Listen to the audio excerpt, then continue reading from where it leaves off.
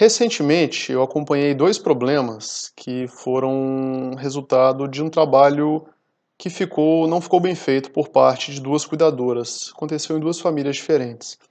Em uma delas, um problema muito grave, aliás, os dois foram graves. Em uma dessas famílias, a medicação foi oferecida de forma incorreta e por pouco não aconteceu um problema mais grave. Na segunda família, na segunda situação, a cuidadora acabou prejudicando um procedimento médico e também não aconteceu nada mais complicado, mas foi por muito pouco. Agora, o que me chamou a atenção foram as reações diferentes que essas duas famílias tiveram. E isso fez toda a diferença no cuidado, eu vou compartilhar com você.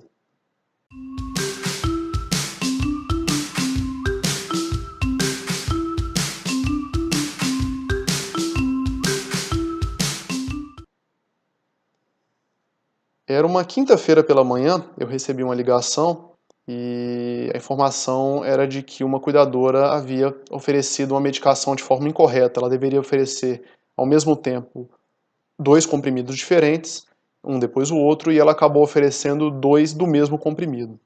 E essa cuidadora é muito experiente, a família já está bastante familiarizada, já tem confiança no trabalho dela. E em outras ocasiões ela teve atitudes muito corretas em situações de emergência.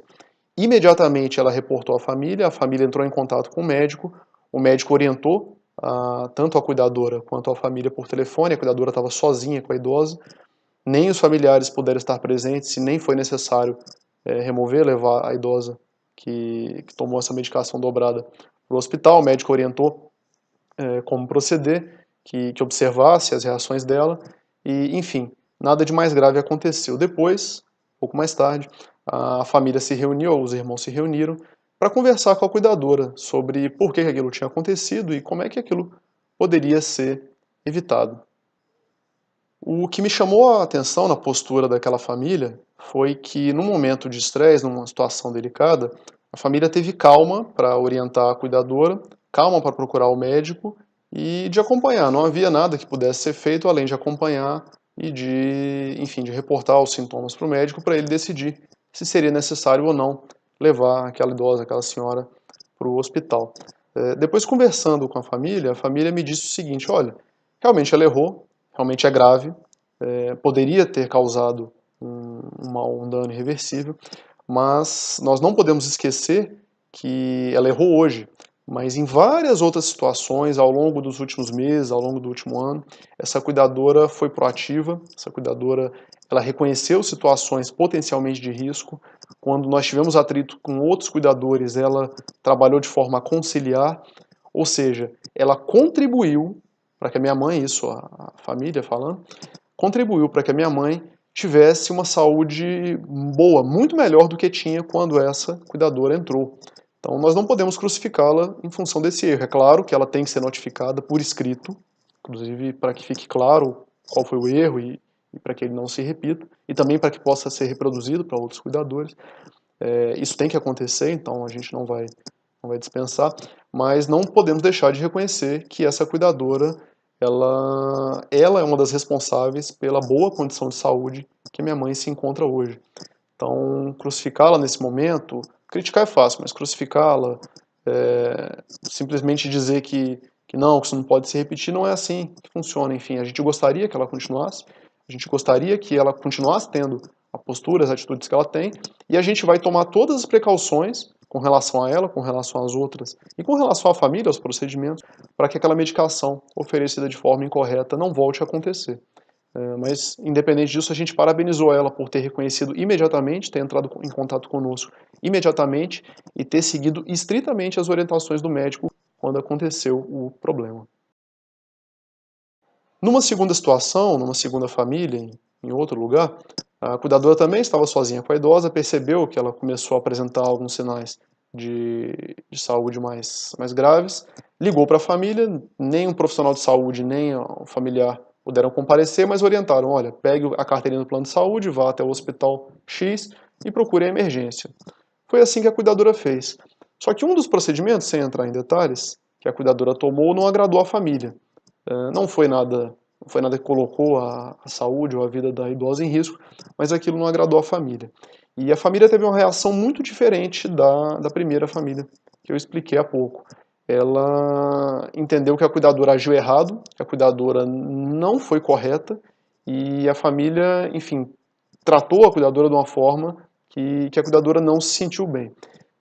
Enfim, o que acontece? A cuidadora acabou ficando nervosa, a cuidadora em determinado momento foi incapaz de reportar uma outra situação que ocorreu, que também era uma situação prevista, a família ficou mais nervosa, enfim, nervosismo gerou mais nervosismo, e resumindo a história, quando esse evento acabou, a cuidadora foi substituída, a família em momento algum se lembrou do que tinha acontecido ao longo dos últimos meses, em que a cuidadora vinha contribuindo para a melhoria da qualidade de vida, da saúde da idosa.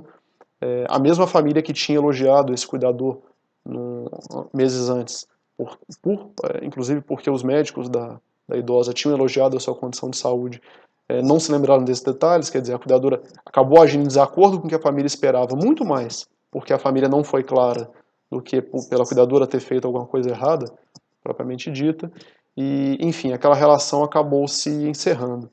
E, bom, o que eu gostaria de dizer é o seguinte, na primeira ação, no caso da medicação, no primeiro caso, quando a medicação foi oferecida incorretamente, a família teve calma, paciência e soube reconhecer que, apesar do erro, aquela cuidadora é uma pessoa de valor no ambiente do cuidado da primeira idosa. No segundo caso, isso não aconteceu. Quer dizer, a cuidadora acabou sendo substituída, a família acabou perdendo alguém que realmente contribuía para a saúde da idosa, e isso teve muito mais a ver com a incapacidade da família de lidar com aquela situação de estresse do que com algum erro propriamente dito da cuidadora no hospital. Então, o objetivo desse vídeo é mostrar como tratamentos diferentes podem levar a resultados bem diferentes. Nos dois casos, os cuidadores erraram. No primeiro, inclusive, foi até mais grave, mas a família soube agir com calma e soube reconhecer que aquela pessoa, apesar de ter cometido um erro, aquele cuidador que cometeu um erro, ele é um cuidador que trabalha proativamente. Erros podem acontecer, realmente é um erro grave, não deve se repetir, mas a família entendeu o que fazer para que isso não se repita e não esqueceu de elogiar em outras situações, de reconhecer que em outras situações o cuidador foi muito positivo, foi muito proativo e realmente auxiliou o idoso. Na segunda situação, na segunda família, no segundo caso, isso não aconteceu. A família não soube reconhecer isso, acabou deixando uma situação de estresse momentâneo que nem era tão grave, acabou se tornando um problema. A cuidadora foi substituída, foi ruim para a cuidadora, foi ruim para a família, que teve que começar do zero. O treinamento, a capacitação é sempre complicado, ter que substituir alguém que já está ambientado.